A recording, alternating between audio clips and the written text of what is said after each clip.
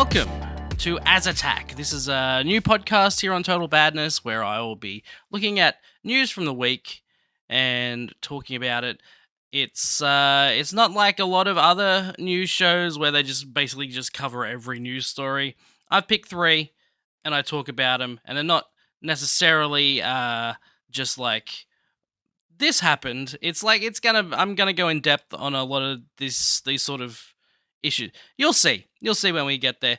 You can send questions in to the show. I don't have any this week because it's the first episode, but if you want to send questions in, our podcast is azzattackpod@gmail.com, and I'll try to answer any questions you may have.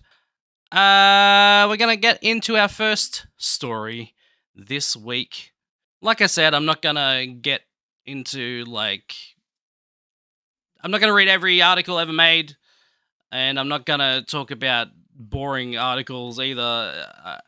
This is gonna be a show for talking about things that I'm interested in, and also deep diving into some of the just like crazy stories, basically from the week. Just crazy stuff from the week. Starting with this, Atari is releasing a $1,000 box set for its 50th anniversary, and it's only making 100 of them.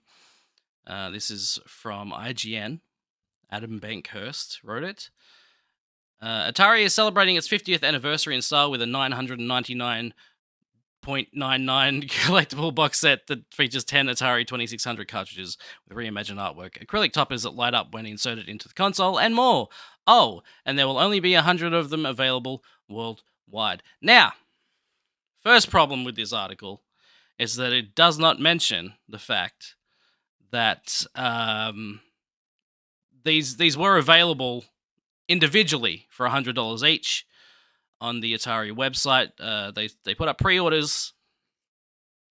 This is the box set. It comes with 10 games: Adventure, Missile Command, Warlords, Super Breakout, Crystal Castles, Haunted House, Yar's Revenge, Centipede, Asteroids, and Gravatar. And here's what they look like. That's the cartridge, and it has a light-up sort of plaque on top. And they've got sort of newish box art here, instruction manual, patch, something else, badge or something, and they all come with that stuff. Very cool. I do like the Super Breakout sort of spaceman look. That artwork is very cool. Haunted House, that artwork is very cool.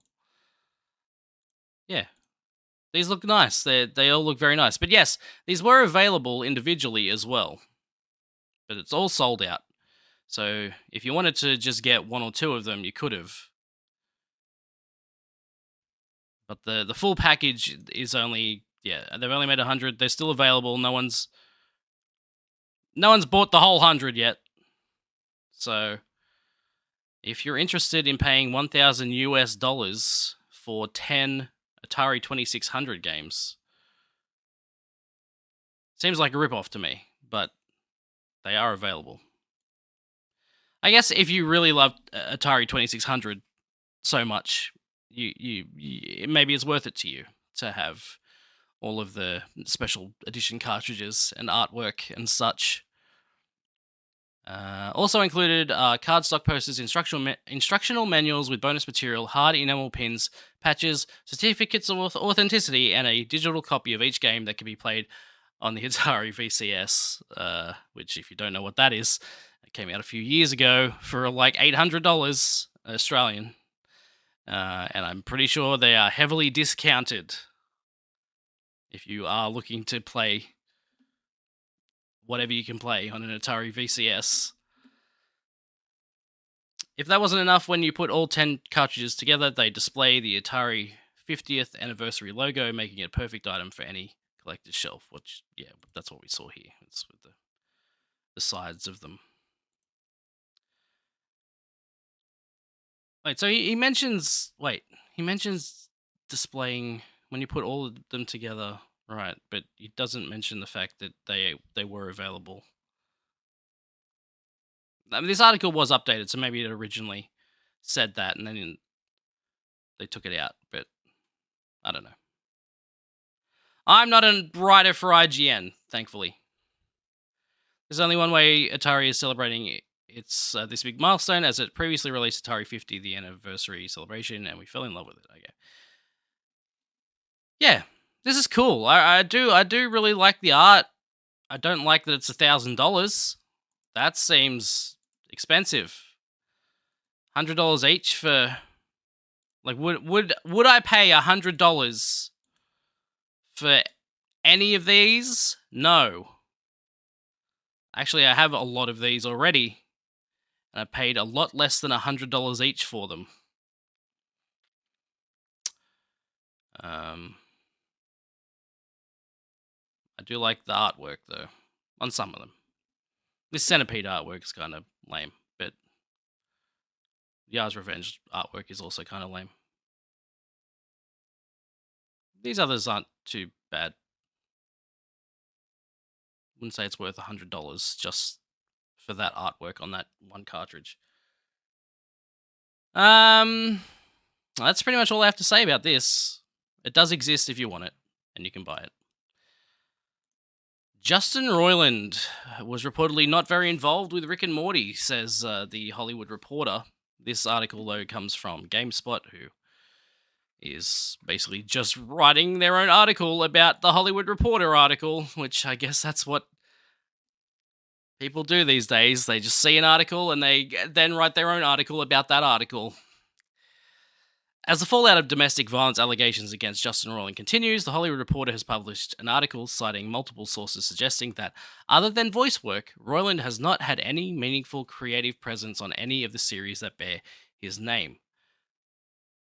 You know, I'm a skeptical person at times. I do wonder if these, you know, after all these companies have parted ways with him after these allegations, I wonder if this is just their way of saving their own ass and being like, look, he hasn't been involved anyway, okay? So just don't worry about the future of the shows. He hasn't been. He's hardly even been there. All right, he did some voices and then he left. So that's a skeptical part of my brain, but then there's the other part of my brain that's like, well, maybe they're right, and you know, I guess the shows will just continue to be the shows they are, just with someone else doing the voice of Rick and Morty, or, you know, whatever the characters are on Solar Opposites. I watched like 10 minutes of the first episode of Solar Opposites, and it was not for me. But the article goes on to say that many of Roiland's former colleagues say they haven't heard from him in years, and when they have, it's been unpleasant, which I would buy. I don't think Justin Roiland would be a great person to talk to, honestly. And then they go into what he's been charged with, and I don't want to talk about that. Adult Swim, Squanch Games, and Hulu have all cut ties with him. He pled not guilty. And the court will reconvene on April 27th. In the meantime, the Hollywood Reporter article presents a more in-depth look at the working environment that had developed around Roiland's shows, and perhaps why he was ultimately not so involved day-to-day with other co-workers. For example, a few sources speak to the fundamentally different interests and approaches to storytelling at Rick and Morty between co-creators Dan Harmon and Roiland. One unnamed source says Dan is all on the page and mathematical about story breaking, and these guys that Justin hired were like, look, I drew a turd with eyes, let's do a story about that. I mean, I would watch it. But still, that's very funny. I would love to be in that room with just for the Dan Harmon reaction to someone doing that. That's very funny to think about. By season 3, when the show hired its first batch of female writers, Roiland was surly, petulant, uncommunicative, and grouchy, like he always wished he was doing something else. Well, there you go.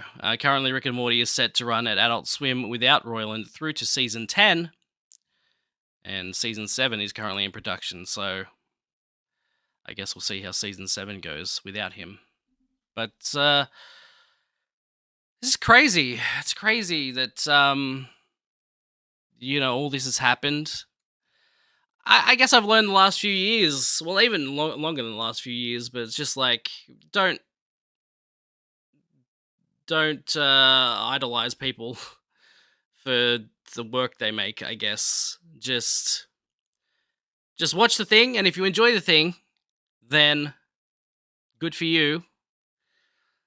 But maybe just don't bother following the creators or something.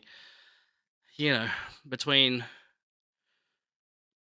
Joss Whedon and Roiland and Louis C.K. and all of these people I used to look up to. It's a shame that uh, and like J.K. Rowling. I mean, obviously, Hogwarts Legacy just came out today for some people, and she's been very toxic. She's a toxic person. She says a lot of bad things, and it's like I like Harry Potter. I think Hogwarts Legacy looks like a cool game. I like what I've seen of it, and it's disappointing to me that I'm not allowed to like these things, or I feel pressured to not like these things because of the creators behind them.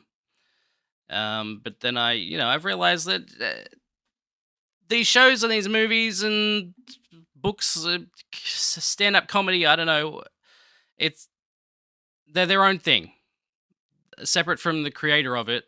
It's its own thing. Stand-up comedy is probably harder to separate that from, because it's the person who wrote it is saying it on a stage. But when it comes to animated shows or shows where it's just written by a person, or a movie that's written by a person, it's easier to separate from them because there's a lot more people involved than just the person who created it. You've got actors, you've got directors, and all the rest of the cast and crew involved that have put time and effort. Developers into the games. All these people have put a lot of time and effort into making something that they are proud of, just to have one person go and say something very shitty, or do something very shitty. In the case of Justin Roiland, it's more than shitty. it's incredibly very, very bad.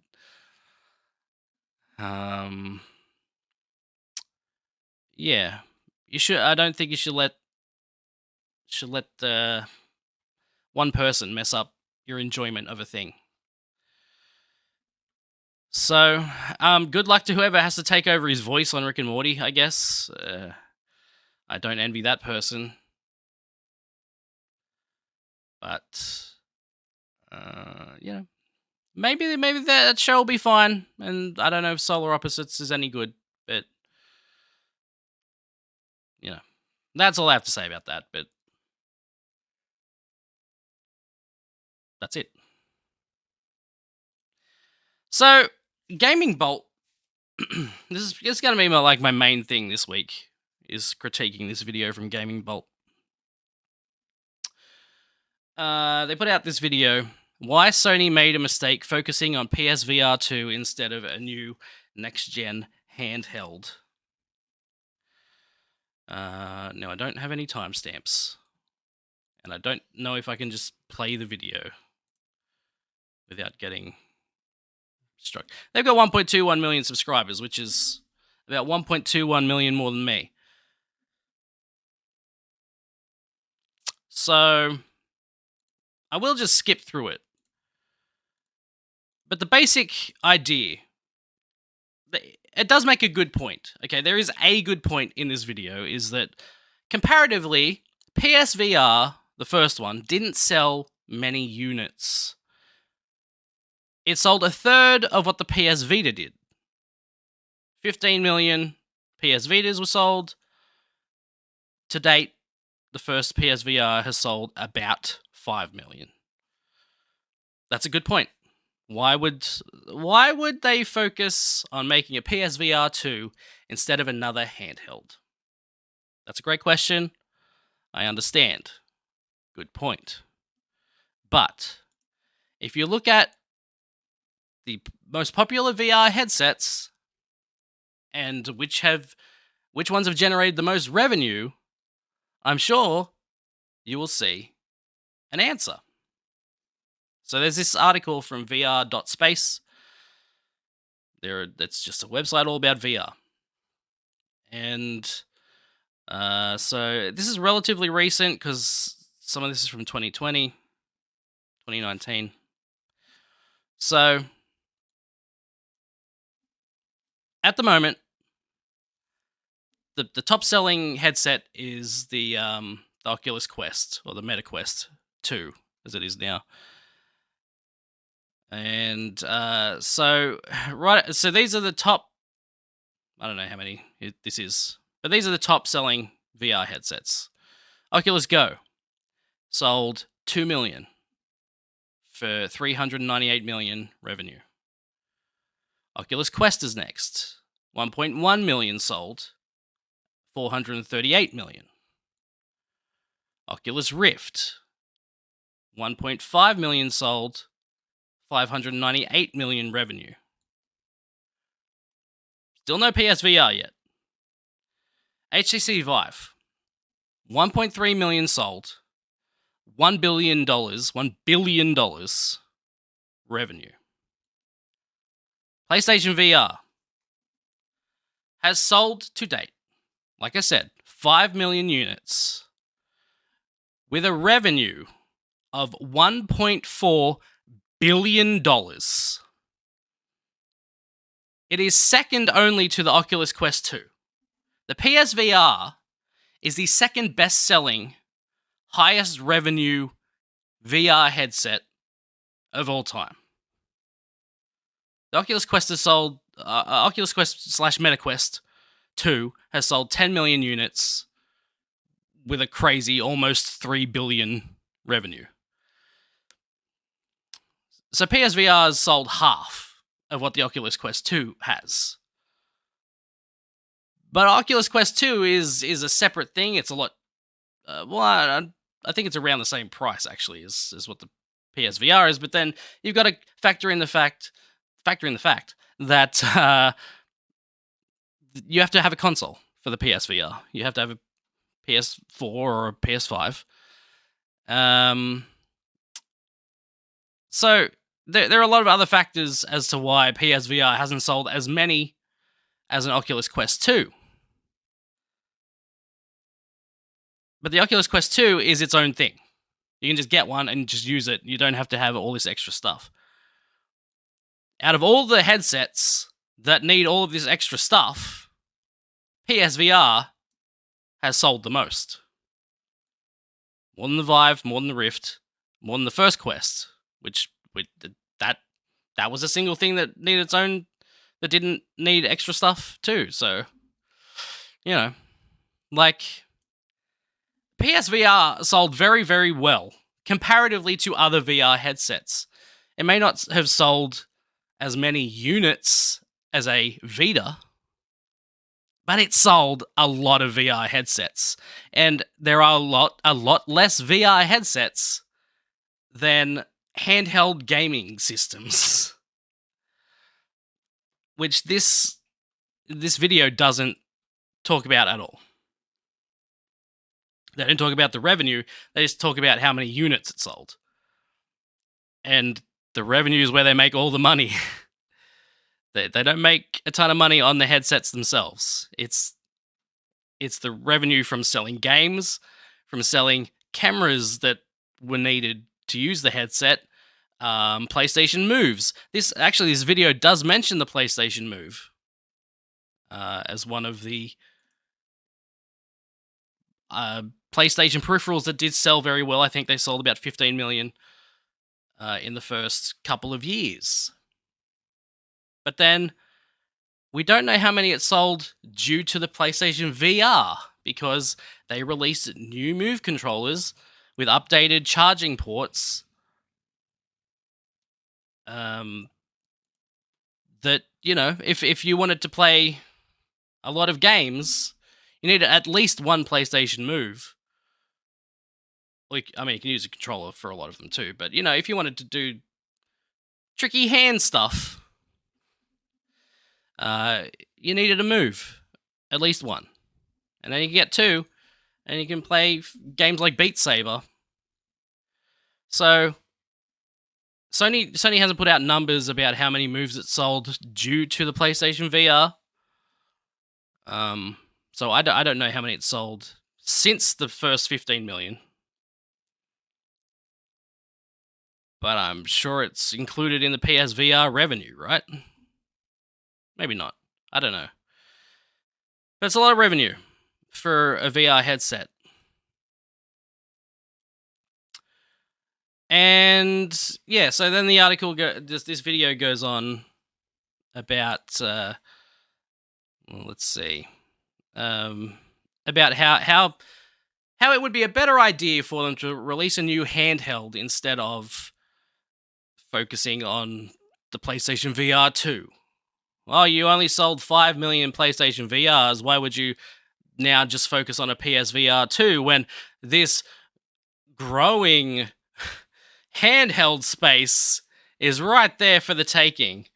Sony tried the handheld space twice.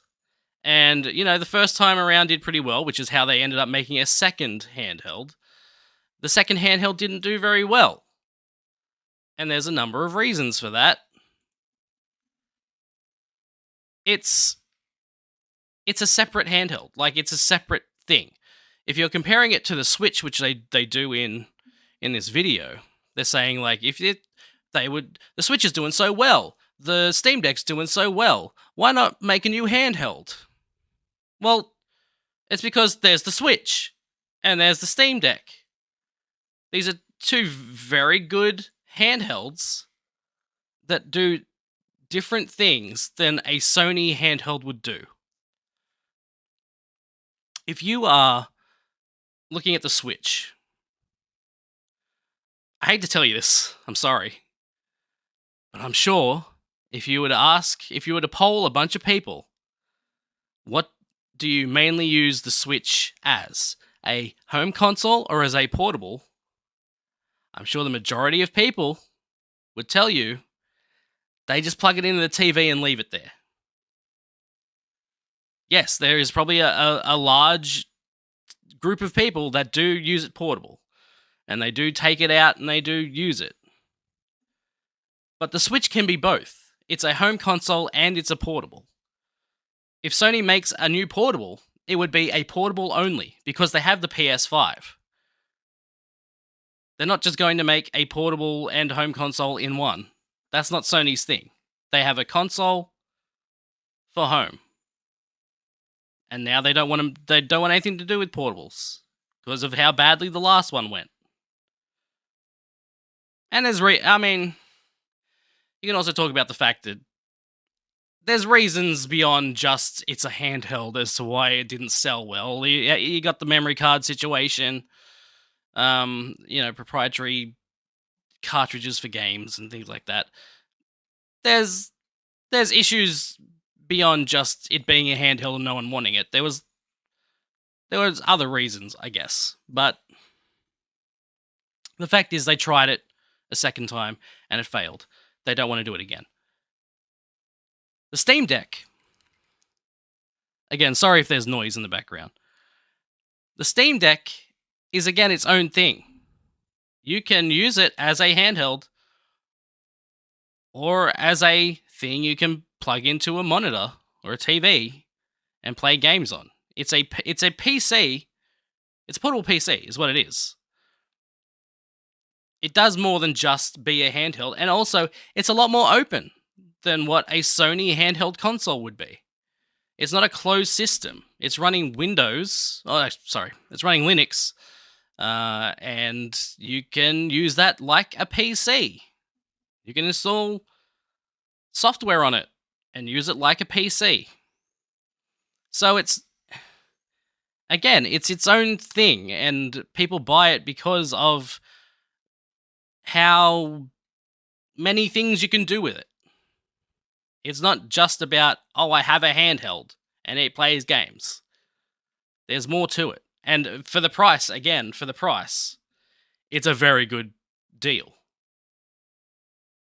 I think it's 400 US or something. So that's a very good deal for what that system is. So, Sony, they're not going to make another handheld. Why would they? There's already companies doing it way better than them. And they don't want to get out of the home console space because that's where they've made all of their money. And they also made a lot of money on the first PSVR. So there's no point in making a handheld. They didn't make a mistake focusing on PSVR2 instead of a handheld. This would be like saying, what, like back in the day, why are they making a PS Vita instead of another iToy or something? Like, they're two different things. These aren't related. One made a lot of money, and the other one didn't. Like, iToy sold a lot of units. Am I saying iToy weird? iToy. iToy sold a lot of units. But, like, what? Yeah, there were some games for it. It wasn't really well supported.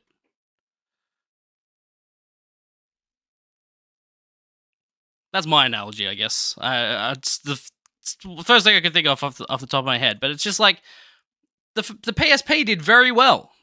So, of course, they made another handheld. The PSVR did very well, comparatively to other VR headsets. So, of course, they're going to make another PSVR.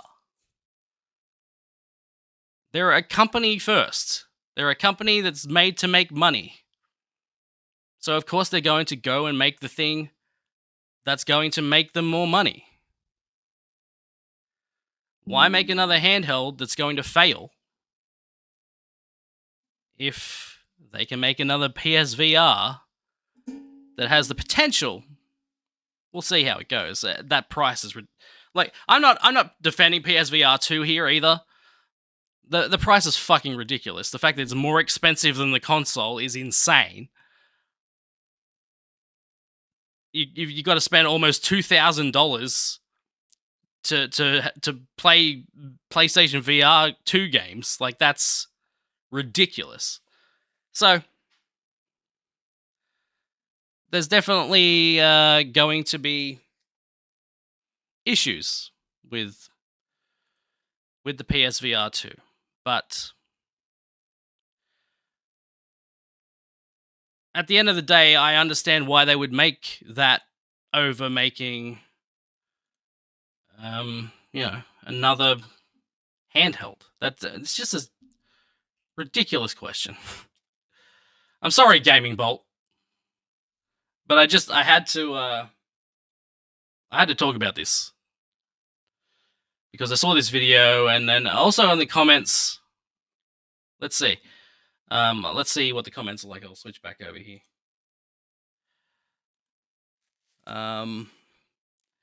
Steam has just proved how well of a device handheld can be with the Steam Deck. I don't think Sony will do it because Steam Deck is third party, where Sony will limit it to their store. They won't allow emulation, which what attracts handheld users to the platform, unless they do something like Xbox with backwards compatibility.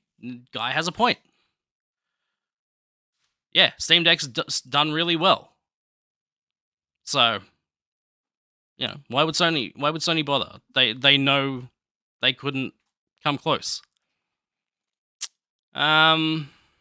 This person, Pigus, says, yes, they should focus on a boring, done-before handheld and not an exciting new emerging technology that brings totally new gaming experiences. Brilliant. I mean, VR at this point has been around for a while. I wouldn't say it's an exciting new emerging technology at this point. But again, like, yes, why do another handheld? Makes no sense. The inevitable future. This is from Keen Bean. The inevitable future of gaming as a service and game streaming seems to be the reasoning behind this decision. PlayStation sees itself as a hardware company first, has been resisting in shifting its business to a service model. Handheld game consoles will be replaced by mobile phones once streaming is the norm. Being able to be ahead in the VR headset game will allow Sony to keep a firm foot inside the closed hardware ecosystem they're currently so familiar with. Simple as that. It is a long-term decision. I don't think PSVR2 is going to be a long-term thing. I hope it is.